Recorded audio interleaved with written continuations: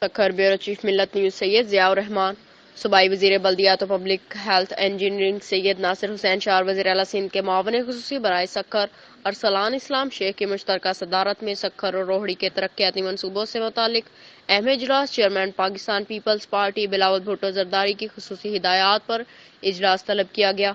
Administrator Sukkur municipal corporation Ali Raza Ansari, regional director بلدیات علی انور رگ، municipal commissioner Sukkur Muhammad Ali شیخ،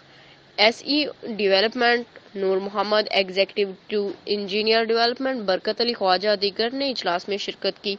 اجلاس میں فراہمیہ نکاسیاب کے قلیل طویل مدتی ترقیاتی منصوبوں پر غور و خوض کیا گیا۔